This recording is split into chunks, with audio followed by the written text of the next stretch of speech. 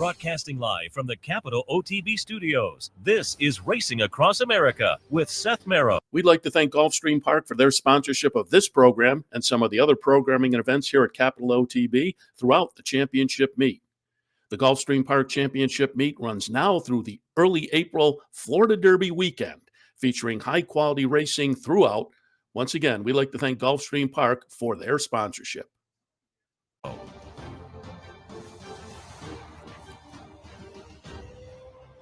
Good morning and welcome to Racing Across America on this Saturday morning. I'm Seth Merrow. Thanks for joining us. And I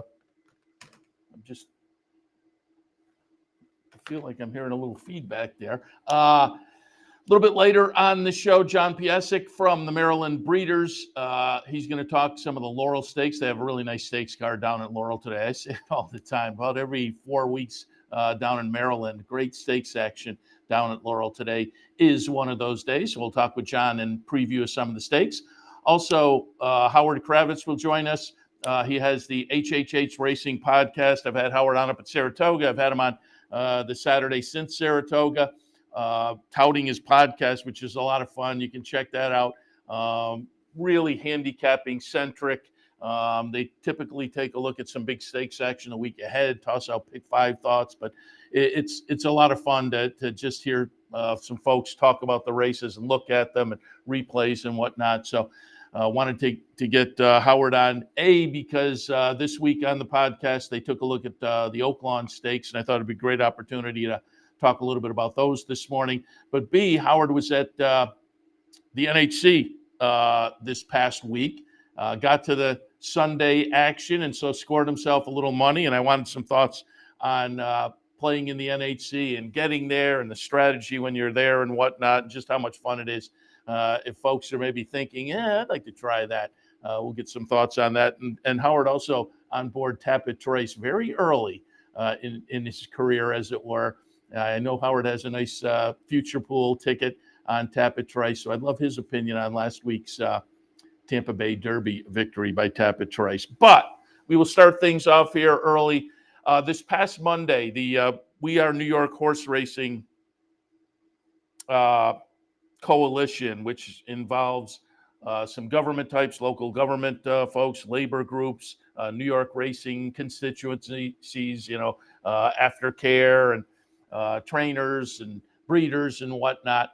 The We Are New York Horse Racing Coalition had a rally in the state capitol this past Monday supporting the modernization of Belmont Park to be included in this year's New York State budget, the loan for that. And that came out on Monday. Subsequently, Tuesday and Wednesday, there were some articles that it looks like that's going to happen. But I was down in Albany on Monday and got a little video recap of the rally and talked to some of the people down there. So I thought we would start things out by doing that, about 5 or 6 minutes. Again, good turnout. And it seems like it was beneficial to some effect in that, as I say, subsequently it came out that it looks like this will be included in the budget. But let's take a look. This is going back to the past Monday, the We Are New York Horse Racing Coalition rally, state capitol in Albany.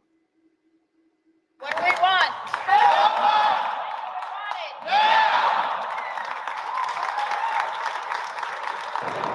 We're here today in the state capitol, and that is the We Are New York Horse Racing Coalition, which is a group of aligned stakeholders in the sport of horse racing in New York, including the New York Thoroughbred Breeders, the New York Racing Association, the New York Thoroughbred Horsemen's Association, as well as union groups, local businesses, and aftercare organizations to show the state of New York our support for the modernization of Belmont Park. Why we want a new Belmont Park is because it'll drive new investment and jobs, not only to Long Island, but to the entire state of New York and the thoroughbred industry. The support that a lot of Saratoga Racecourse receives is from horses that compete downstate at Belmont Park. And with a new Belmont Park, we'll be able to attract more owners and more horses into the game. But I really want to highlight how Belmont Park in Long Island is an economic engine for the whole state and for agriculture in the whole state. NYRA has long been focused on reimagining and redeveloping Belmont Park. This has been a years-long effort.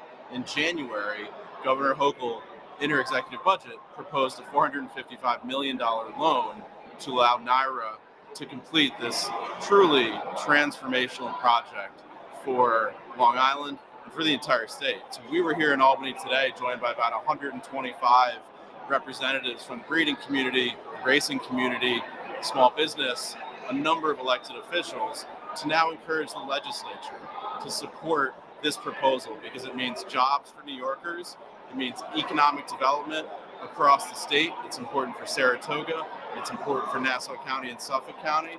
It makes all the sense in the world. So we're thrilled to see this level of support, because a new Belmont Park means jobs for New York families. I'm Todd Shimkus with the Saratoga County Chamber of Commerce. I just want to make it clear that a strong, vibrant, modernized Belmont is just as good for that area as it is for Saratoga. We need this in Saratoga to make sure this industry and NYRA are strong, sustainable, and grow in the future. Why is it important to Saratoga? We're only in Saratoga for 40 days. There's only 2 months. But we have a year-round racing industry, a year-round horse racing industry that we have to support. And that means we need to modernize Belmont. Locally, so many local businesses in Saratoga benefit from this industry. But for this industry to be strong, we need Belmont to be strong, and that's why I'm here today. Let's make that clear, because a strong Belmont Park and a strong Saratoga racecourse go hand in hand. Thank you. A new Belmont Park is imperative, not only for the horse industry, the racing industry, but for economic impact in the region. And that the fact that we've started already with the new hockey arena there, it's a no-brainer to move forward with refurbishing Belmont Park, getting it so it can have year-round racing so we don't have to ship over to Aqueduct. Our backstretch workers are working hard with all that health and welfare of the racehorses, and having a new modernized Belmont Park for year-round racing there, as opposed to having to go to Aqueduct in the winter, really is going to make a huge difference. The economic impact across so many, a cross-section of so many different industries besides just the horse industry is just a no-brainer for us. Yeah, Seth, I mean, we're all here today to support the initiative that's in the governor's budget, a bond issue for NYRA, to be able to borrow the money to redo Belmont Park.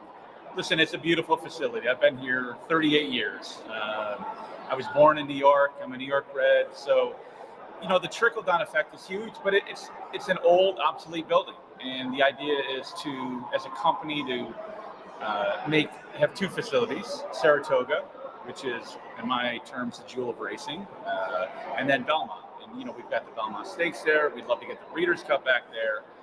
They've said they'd come back if we build a new Belmont. This involves so many people. It's not just us. We're really fortunate to be here to do something that we love, but it supports the whole state of New York, all the farms, the green space. It's a big deal. And, you know, again, they're trying to borrow the money. This isn't building a new stadium. Nobody's giving us the money. Right? Yeah, I came up to Albany today to show my support for a new Belmont Park project that's just so integral for jobs and the future of racing in the state of New York. I walk around Belmont Park now, and there's a lot of buzz about the new UBS Arena on the grounds, and our building is just antiquated. It's old, it's not heated, and I think we have a great opportunity to piggyback the buzz and excitement that's been built around the UBS Arena and carry it over into racing and make Belmont Park a cool place to go to again. The rich history there needs to be not only preserved, but evolve into the future. So I thought it was really important to be here, and I'm just so proud of all the people from racing that showed up to support this. It took time out of their busy schedules to get up here to Albany, and hopefully we get good things done. So we're here today to support the redevelopment of Belmont Park. It's a branding thing for me. It's very important. You know, New York has got the top arenas in the country. Why not make Belmont the best in the world, right? I mean, it's old. It needs to be refurbished. It needs to be redone. And by redeveloping Belmont, which includes the jobs and the economic development and all that, but at the same time, it's really putting Belmont at the top as a championship facility. You've got to be the top. If you're in New York, you got to be the top. And that's what we're trying to do.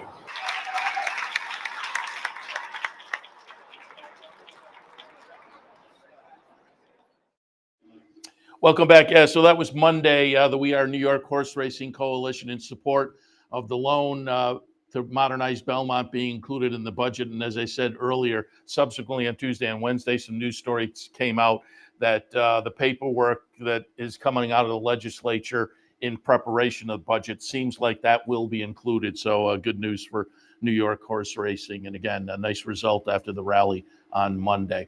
All right, we'll take a break. Again, coming up a little bit later on, John Piassek from Maryland Breeders, taking a preview look at some of the stakes action down at Laurel today.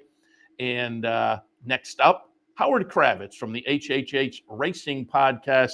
We'll talk a little NHC, his experience out in Vegas last weekend. We'll preview a couple of the stakes at Oaklawn today and more. All of that right after this. Stay tuned.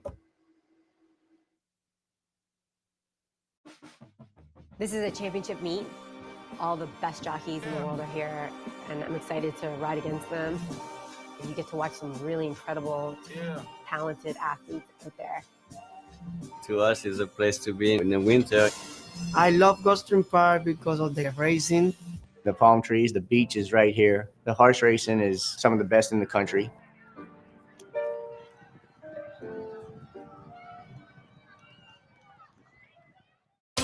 Capital OTB is now streaming live on Roku.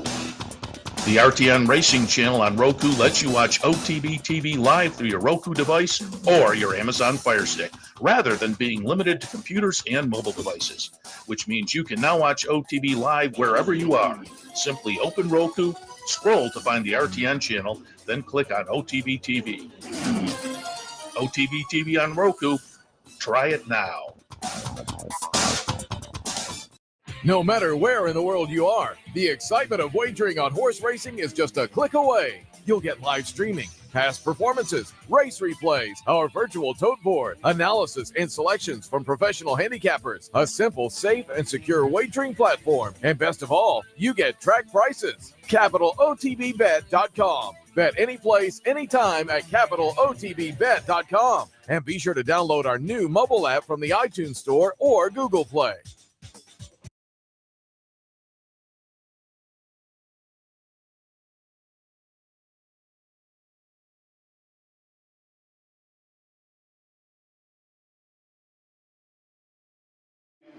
As promised before the break, our friend Howard Kravets joins us now from the HHH Racing Podcast.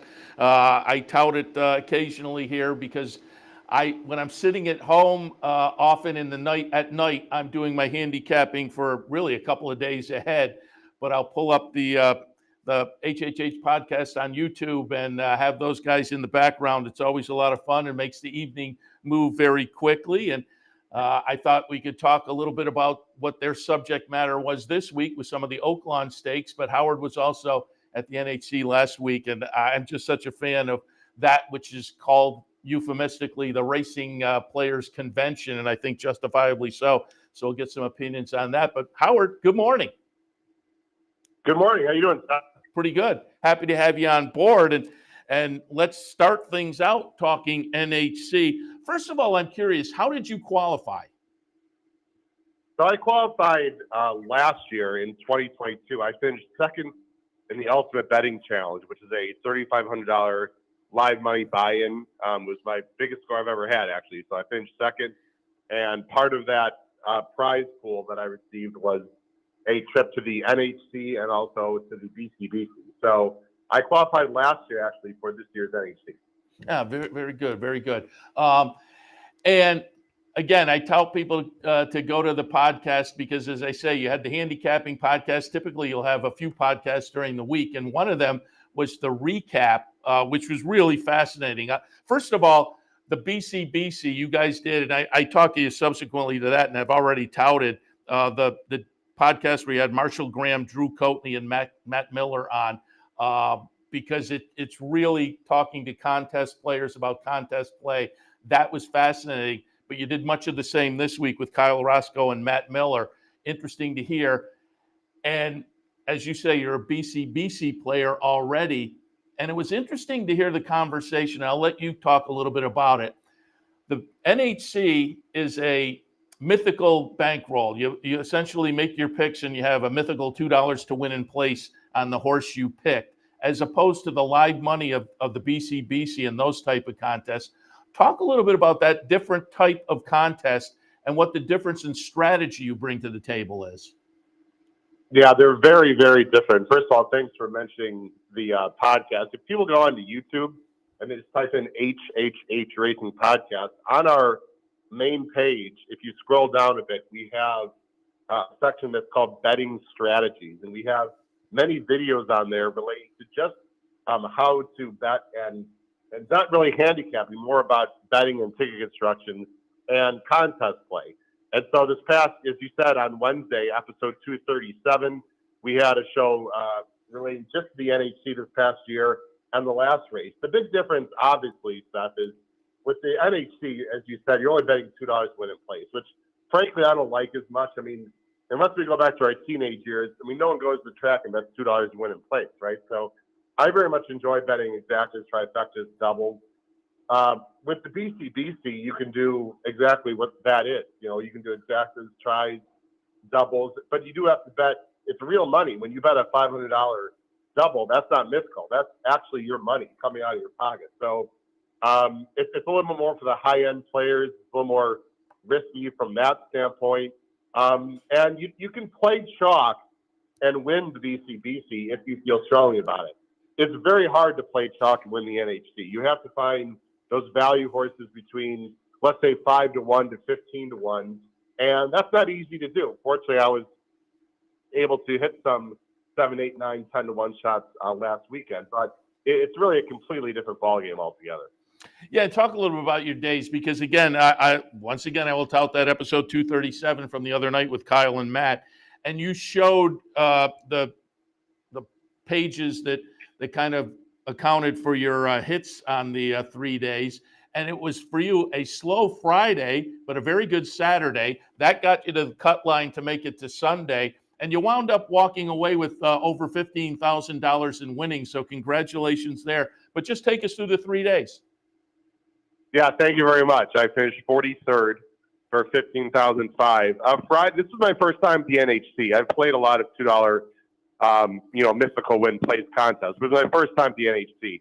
Friday was okay, not great. I was in about 120th place after Friday. You have to be in the top 10%, which this year was the top 78. But I did just fine. Saturday, the last hour and a half is really when I made my move. Including an 11-1 shot in the last mandatory race at Santa Anita. You have a certain amount of mandatory races you have to play, and then there's optional races you can play. And I just had a nice run and moved all the way up to 34th at the end of Saturday, which was well inside the cut line. And then Sunday just didn't work out for me, Seth. I wanted to play certain horses around 4, 5, 6-1 early in hopes of getting close to the final table and have a decision to make. Unfortunately, I just had some tough beats, a lot of thirds, etc. And then I had to go reaching a little bit for horses that I really didn't love but had no choice, and back down to 43rd. But I wasn't going to play this to get into the 20s to 30s. I want to be at the top 10 and get to the final table. That's where the real money is. Yeah, and again, it was fun to hear you guys the other night talking about the strategies, and I completely agree with you. Said, I wasn't looking for horses that were going to move me from 40th to 38th, because that's $2,000 or $3,000 or $4,000, and you weren't sneezing at that, but you had to move up like 20 spots to really get some. And I totally agree with taking those shots and trying to move up to the much bigger, much more notable money. That to me is one of the differences between live money, because you knew you were guaranteed a nice chunk of money one way or the other. Whereas these live money contests, I've played in a few of them and have done okay, but I am not a rich guy. And so if I'm doing okay, I'm not pushing all in at the end. And there are some people who do that. And so it's just a little bit of a different strategy and a little bit of a different bankroll mentality for people in those live money contests. As you say, they're very different with different strategies as well.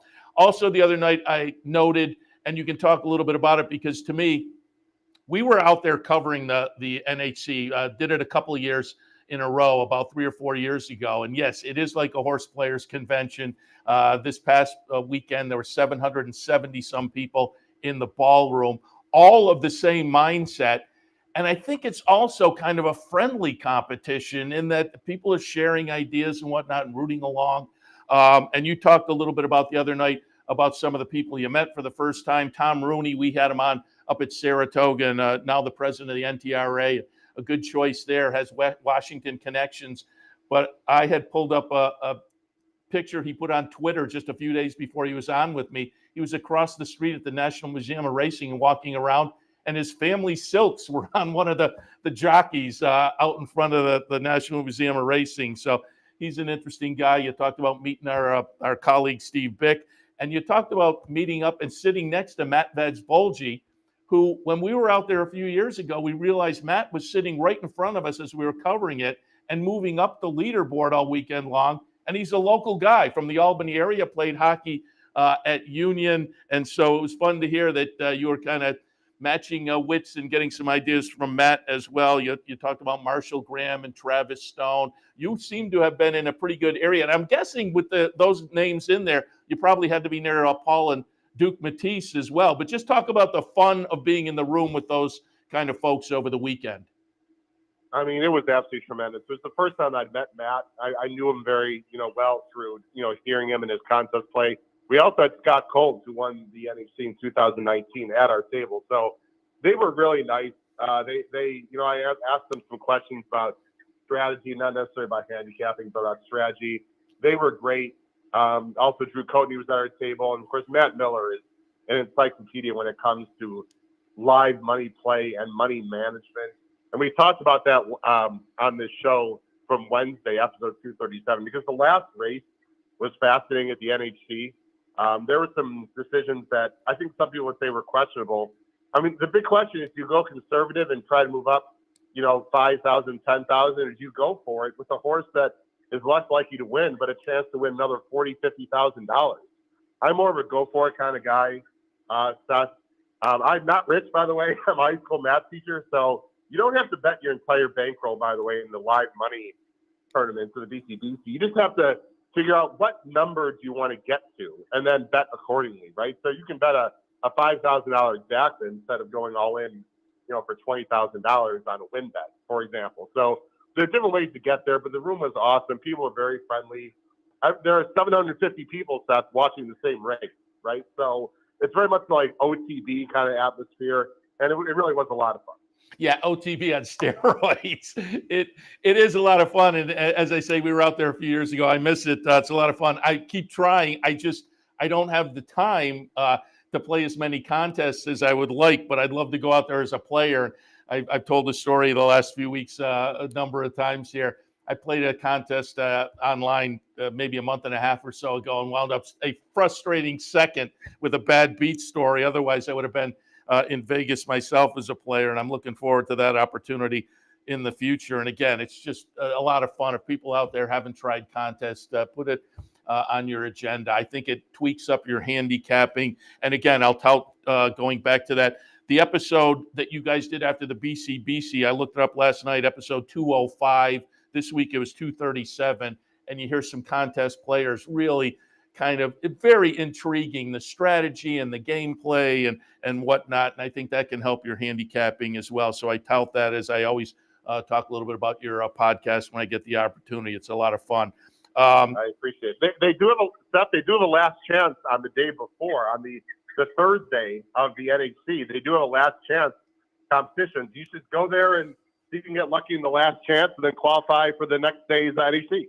Well, take my shot. I will say, before we move off, there was also a couple of good stories at the top. I commend you walking away with 15 plus grand. But Paul Kalia, the winner, had recently been laid off and comes and has 2 tickets, so gets almost $1 million.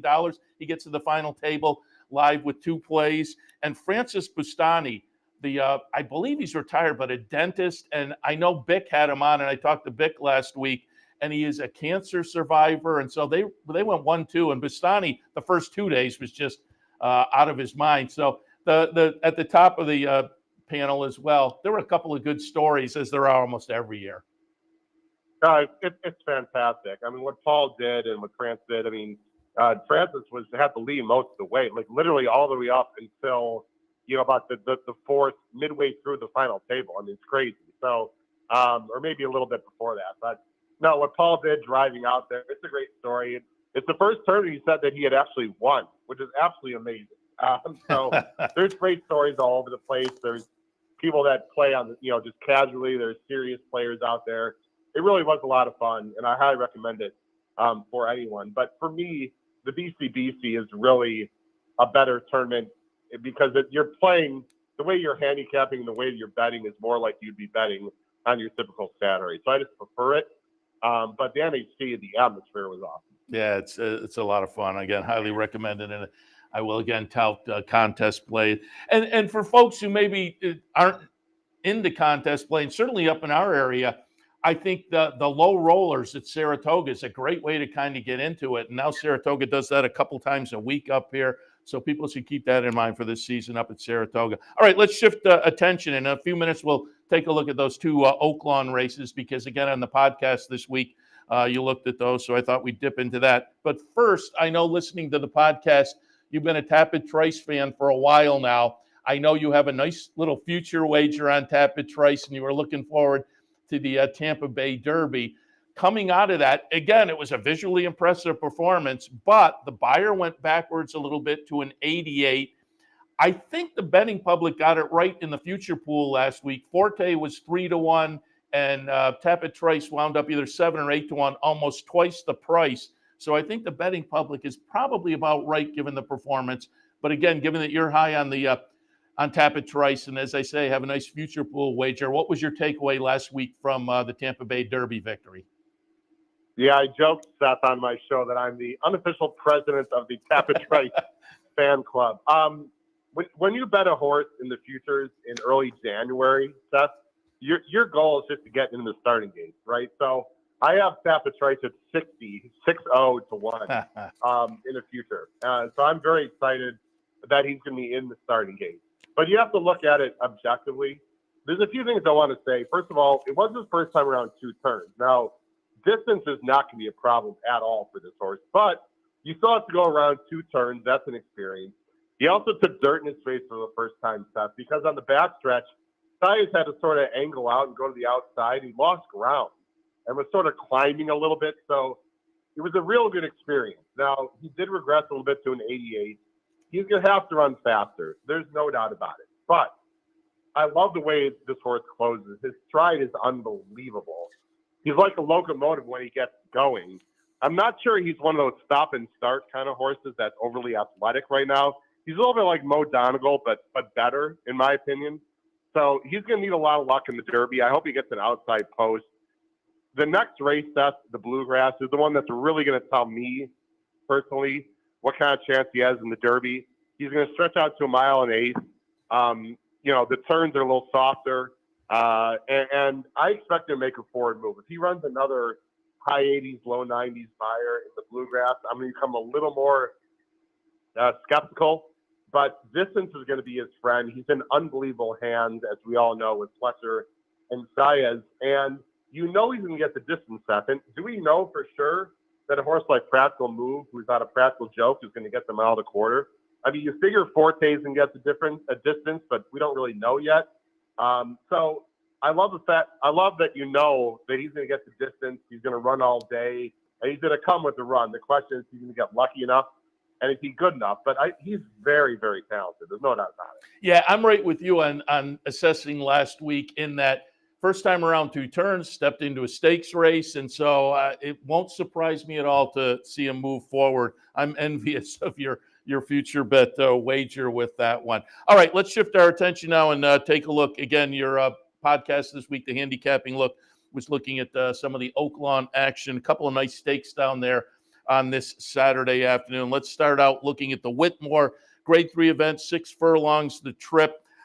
I put a horse on top that I knew you said you didn't like, and I'm not really disagreeing with your strategy. I put Edge to Edge on top off the 2 triple-digit buyers, but I almost put Cogburn on top because Steve Asmussen over the past few years with sprinters has been just so prolific.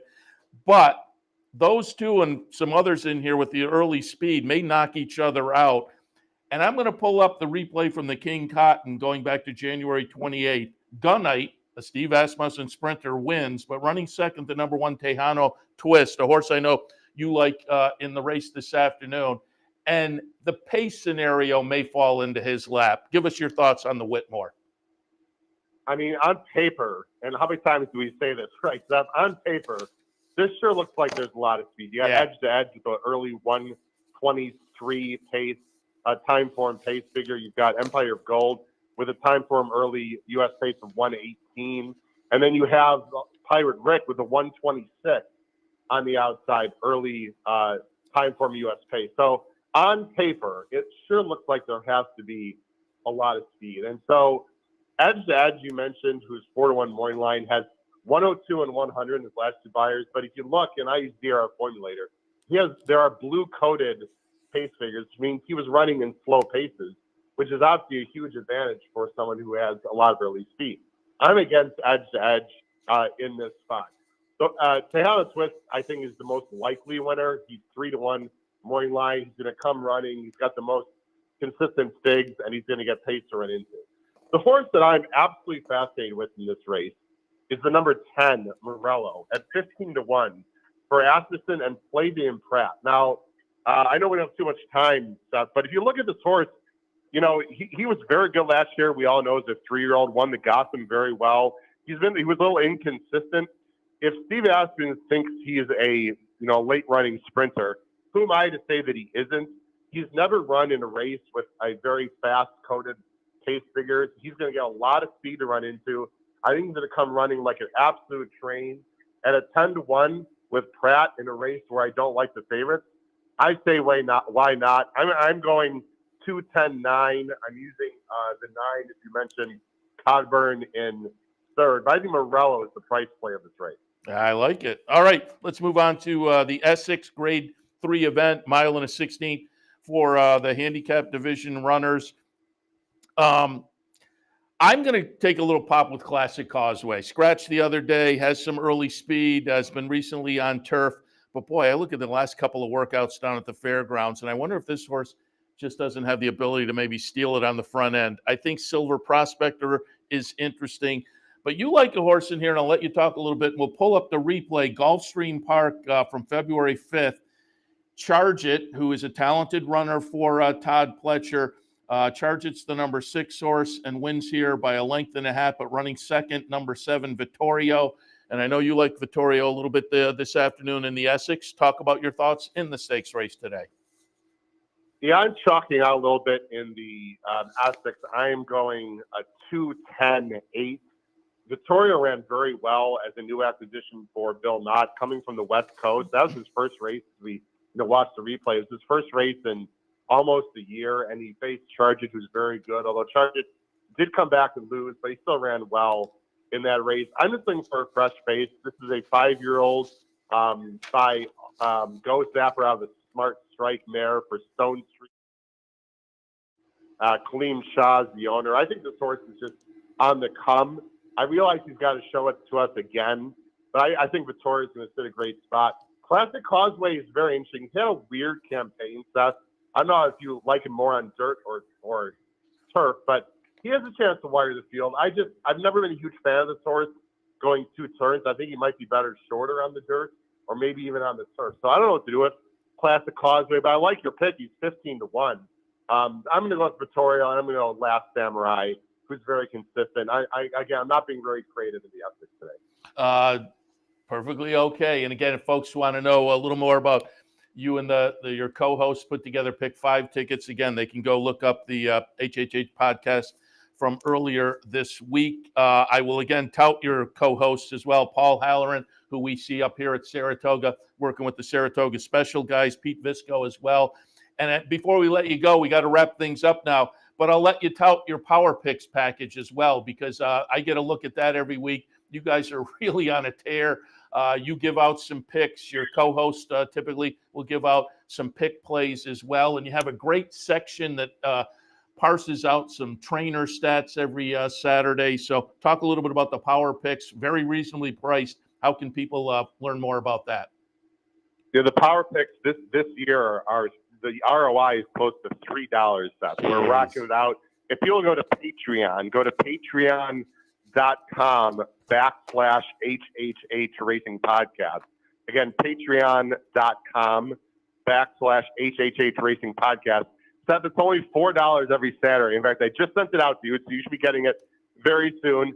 $16 a month. We have spot and price plays. We also have ABC grids for the horizontal players out there that like pick 4s, pick 5s.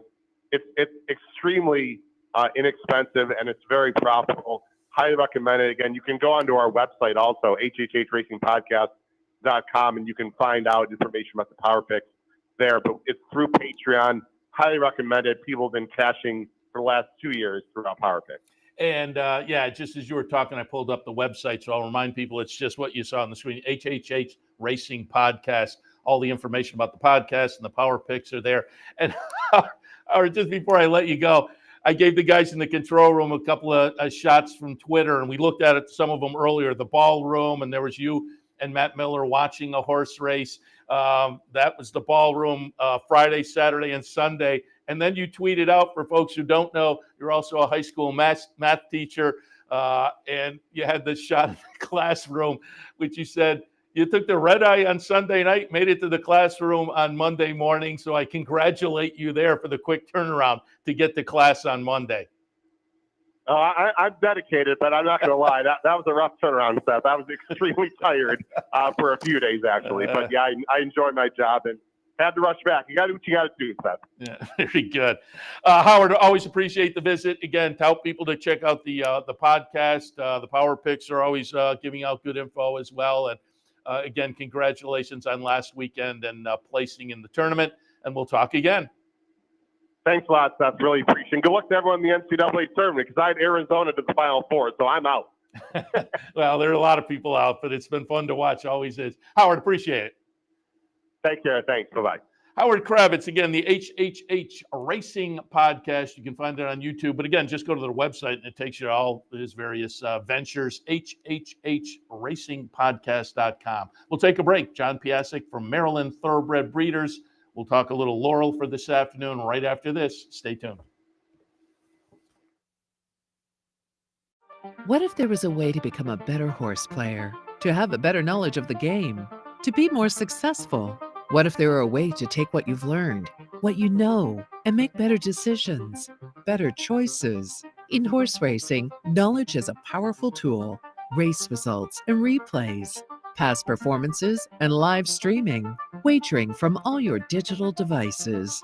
Capital OTB. Become a better horse player.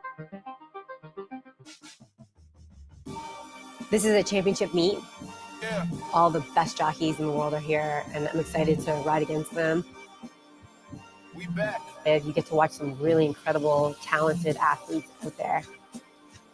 Yeah. To us, it's a place to be in the winter. I love Gulfstream Park because of the racing.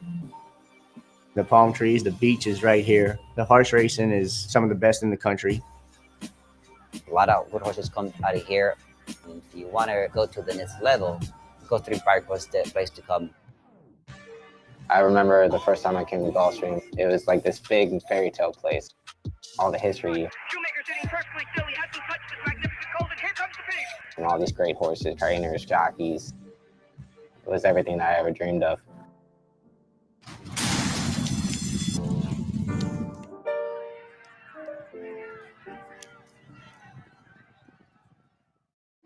Welcome back to Racing Across America. As promised before the break, we are joined now by John Piassek from the Maryland Thoroughbred Breeders. A nice day coming up of stakes action at Laurel this afternoon. So I thought we'd reach out to John. You can find his work also, a contributor to America's Best Racing, and also does some handicapping for our friend Frank Vespi and the RacingBiz.com. John, good morning. Good morning, Seth. How you doing? Very good. Happy to have you on board because I said earlier, and I would guess being a Maryland employee, you would agree. I said earlier, there's like every 3-4 weeks or so throughout the winter, Laurel has a spectacular stakes card, and today is one of those. Absolutely. You know, I know some racing fans are like, oh, why do tracks always clump up their stakes? Why can't they spread them out? Well, I'll tell you what, it makes for at least once a month and a great day of racing. Every stakes day in Maryland is always jam-packed with excitement, and this one is no exception. Lots of wide open betting races on today's card. Totally agree. I think the about once a month spacing all winter long puts a nice little special exclamation point over at Oaklawn on those days. And as you say, today is one of those. Before we get into it, can you give us a little outlook? What's the weather look like today down that way? It is a beautiful day, sunny skies, temperatures in the low 50s. Track is going to be fast. It's basically the idyllic late winter, early spring afternoon here in Central Maryland. Love it. I don't know if you know. I don't know if they made a decision yet. When does probably turf racing will kick in within the next month and a half or so, right? Yeah, I don't think they've published the book for April yet, but I would imagine it'll be either Tessio week of April 15th, or the week before that. Yeah, because there's typically very good turf racing. Nice turf course down there at Laurel. Always fun to watch that as well. But let's take a look at what we have this afternoon. Again, a really nice stakes card down at Laurel, and we'll work our way back. 9th race today is the private terms. 3-year-olds going 1 mile and a 16th. And this is a fun race. How great is Nate? I'm going to draw a line through the Gotham last time. Prior to that, had a nice little win streak. So this one, I think, is interesting. Circling the Drain, going out for Brittany Russell, the high percentage trainer down there, and comes in off a nice optional claiming win. Only 4 starts on the agenda so far, so Circling the Drain is interesting. Coming in off a win in the Miraclewood, Coffee with Chris. But I'm going to take a look. I pulled up a replay. Maiden Special Weight event, February 18th, right here at Aqueduct. Dave Donk has Register coming in to take this assignment. Register, the number 1 horse in this replay. Katie Davis was on board this afternoon, but Vargas will be on board today at Laurel. So to me, Register is intriguing. Only the 4th career start, stakes debut. But what are your thoughts in the private terms this afternoon? Well, I don't follow Aqueduct as closely as I do Maryland, so I went back and looked at Andy Serling's track trends page on the NYRA website, and he made a note that the track of February 18th could have been biased toward horses on the rail, and Register raced on the rail and towards the lead. Not that the track in Maryland is never speed biased, and not that Register doesn't have a lot of potent early speed. That being said, I'm not sure that win was as impressive as a speed figure might look, so I'm taking it with a little bit of a grain of salt. Okay. So which direction are you going to tilt? Well, it's a tough race. I ended up settling on the aforementioned Circling the Drain, one of 4 Maryland-bred entrants in here, and one of 2 in here who's Triple Crown nominated. As you said, he's a Brittany Russell trainee, a Sycamore Hall homebred. Last time out, he went off at 1-5 in a first-level allowance optional claiming race. Yes, he probably should have won the way he did, but nonetheless, it was a very professional win. Overcame a wide trip and kicked away to him by 2 lengths, ran a career best speed figure, at least on the Brisnet scale. He earned an 89. I noticed that he's adding blinkers here. I thought he got kind of lazy once he hit the front. It looked like he was going to pull away from the others, and then he just kind of stopped. He can afford to do that in a first-level allowance, maybe not against these types. So I'm expecting him to move forward with blinkers. He's 6-1 on the morning line, and I think he's going to be a good price, especially because I think Register is going to take a lot of money, as is Kenny McPeak's Hayes Strike, and how great is Nate. And I'm not sure any of those 3 deserve to be their likely odds. Yeah, I didn't mention Hayes Strike, but does come in for Kenny McPeak, and that's intriguing in and of itself. And Coffee with Chris, what are your thoughts there coming out of the Miraclewood? Because I think that was a pretty nice performance. Was it I'm just checking. Yeah, it was tied a lifetime best buyer number there. So that was a nice win last time for Coffee with Chris. It was very nice, and I've had my eye on him for a long time because he is a Maryland bred, of course. Bred by Tom Rooney, whose family owns Shamrock Farm, a big Maryland farm. And this horse's pedigree goes back multiple generations of Rooney homebreds. I talked to John Salzman Jr. about this horse earlier in the year, kind of asked him, so what do you think? You think he can be a 2-turn horse? And at least back in January, Salzman wasn't sure even that he could go a 1-turn mile. As it turns out, he can. He can do it quite easily. And that really was a big statement win against Prince of Jericho, the highly touted Russell trainee, who we'll see in the Tessio in 4 weeks' time. Of course, Coffee with Chris is in career best form. And I think if he can handle a distance, he'll be tough. That being said, he's drawn in the outside post. It's a short run to the first turn, and he has early speed. So unless he's very aggressive and clears to the rail and the front by the time he hits the first turn, he could be in for some tough sailing. And interesting, a second mention of Tom Rooney on the show. We were talking about the NTRA and the NHC. Tom Rooney, the breeder of Coffee with Chris. So I said he great, with the family being involved in horse racing. So he's a great addition to the NTRA. Let's move on to Laurel and the 8th race, the Beyond the Wire. This one for the 3-year-old fillies going a mile. And I'm just looking here. I pulled up the early scratches. The one, Pharaoh's Baby Gal, is out. That was certainly a logical contender in here. But otherwise, Happy Clouds coming in off a couple of second-place finishes most recently. But Lady Lowry, and we're going to pull up a replay here going back to Turfway, February 15th, maiden special weight event. Lady Lowry, the number 8 horse, winds up best in the field of 12. And I found it intriguing that this one's shipping in from a couple of starts, going 6.5 on the synthetic, which includes this start, obviously, that we're looking at, the maiden breaker, but comes in also for William Walden, Elliot Walden's son, who's now doing some training. And again, shipping in from Turfway attracted attention from me. And with the scratch of Pharaoh's Baby Gal, I think Lady Lowry is going to take a lot of attention. What are your thoughts on the Beyond the Wire? Yeah, I had already liked Lady Lowry. I was a bit wary of Pharaoh's Baby Gal because she had a very easy trip when she won last time out. Now that she's not there, I think Lady Lowry is pretty clearly the horse to beat.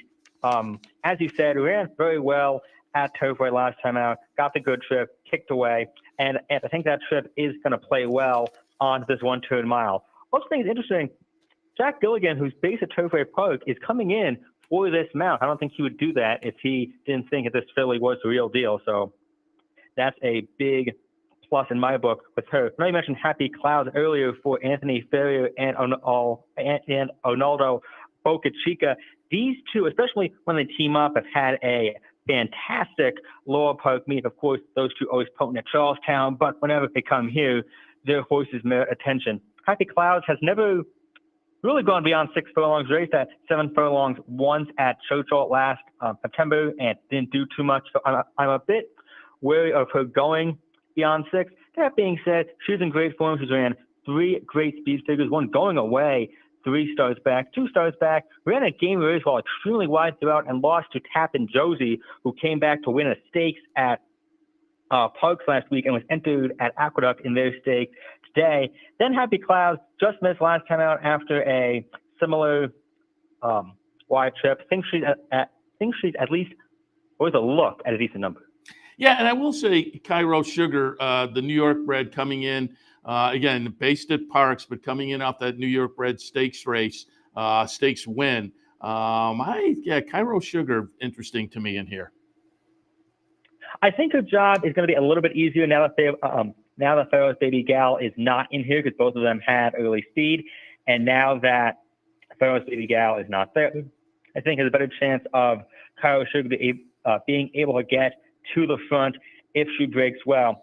Did win a stakes at Aqueduct last time in a 27-1 upset, far and away a career best speed figure. Also get the jockey shipping in and Andrew Wolfson. I think if he's aggressive enough, she should work out her own good trip. Yeah, interesting. It looks like it's going to go through Lady Lowry, but the other two seem intriguing. The Harrison Johnson Memorial 1-turn mile for the handicap division runners. I liked Our Nation on Parade last time in the Campbell, wound up second. This interesting horse to me in that the horse was claimed down at Churchill in September for 50, and you have to feel like they claimed the horse looking ahead to the Maryland Millions Classic, and sure enough, they show up there next and win that one. Now, subsequently, 2 seconds and 2/3, including the second last time in the John Campbell. And again, I liked Our Nation on Parade, but this afternoon, I think Nimitz Class is going to be interesting. And we're looking at the Campbell replay right now. Nimitz Class is the number 2, winds up winning by 4.5 over Our Nation on Parade. I think American Dioro is intriguing in here. Brittany Russell has Hello Hot Rod. And again, looking at the scratches, Treasure Trove, the 7, is out. But what are your thoughts in the Harrison Johnson Memorial? I think Nimitz Class is going to be very hard to beat. He's beaten similar fields in his last 2 starts. Held on to win the Manfuso over Ain't the Beer Cold, who is not in here. And he faced, as I mentioned, a similar bunch in the John Campbell. Kicked away pretty impressively, won by 4.5 lengths. Ran a career top prisoner. As long as he keeps up that form, he'll be very tough. Our Nation on Parade, when he won a Maryland Million Classic, I was pretty sure that he was setting the stage for a big winter season. I figured he'd have his way with these fields based on the way he won that race.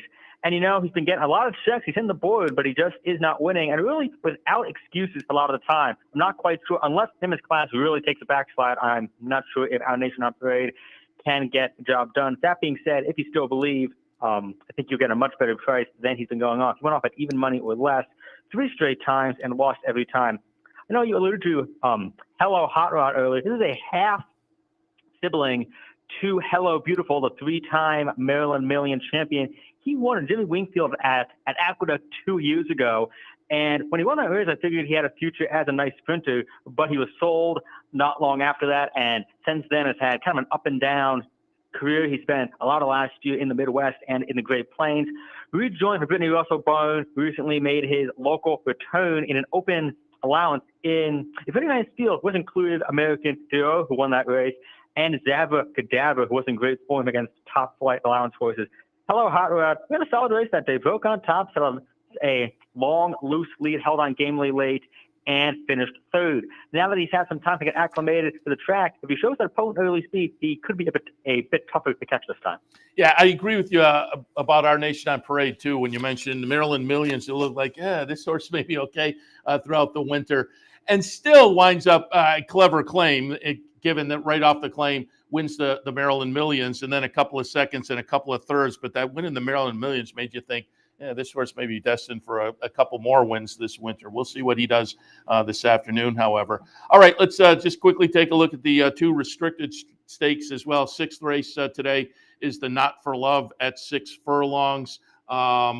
Al Loves Josie comes in off a couple of wins and looks very intriguing. Eastern Bay is the favorite, coming in off a 4th place finish in the Tom Fool, but prior to that had won the General George down at Laurel. And I thought Coastal Mission off a couple of wins at Charlestown at 12-1 on the morning line was interesting. What are your thoughts in the Not for Love?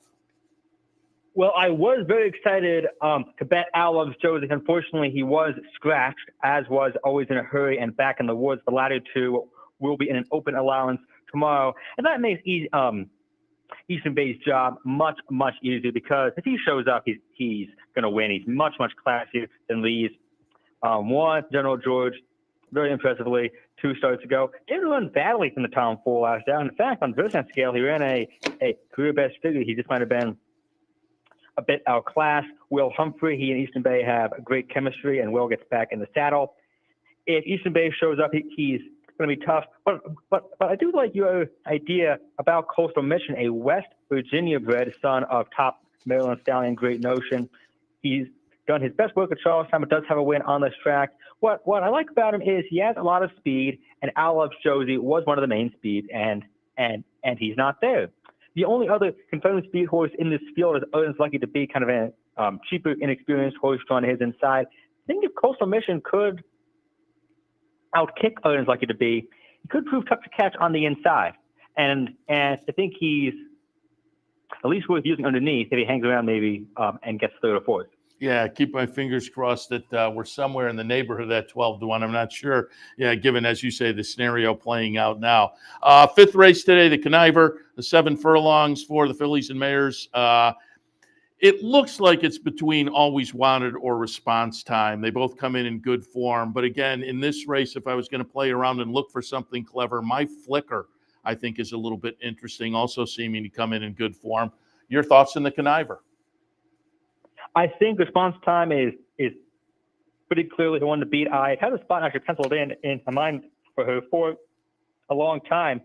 Won an open allowance in pretty impressive style 2 starts back. She had been a pretty proven front runner late last year and really this year. But in both of her last 2 starts, sat off the pace both times and kicked away, especially last time out, matched her career best figure with a 95. Award 1 also in career best form. Won the Geisha going away around 1 turn, 2 starts back. Ran a big race despite being wide in Antonelli Moore's behind a hybrid Eclipse, who is a 3-time stakes winner on this track and much better than anyone else in here. I think my flicker is a little bit interesting for the aforementioned Ferrier Boca Chica combo. 2 other long shots I kind of like.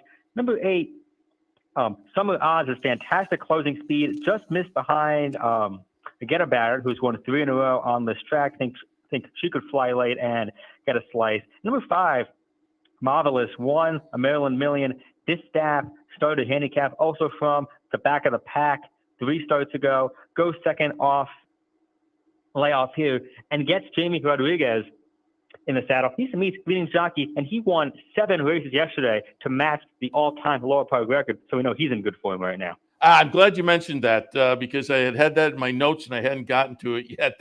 That's a pretty good day to wind up with a win total like that. And I'm interested. You mentioned Summer Odds at odds of 20-1. I may have to toss that one into the mix as well. John, appreciate the conversation, certainly. And as I say, it's been a fun winter down at Laurel with these stakes races, stakes days coming up about every month or so, and continues this afternoon. If you're enjoying the day down at Laurel, say hello to our friends Dave Rodman. I'm sure Frank Vespi will be down there, so give them our best and the best to everybody down there. Good luck and have fun this afternoon.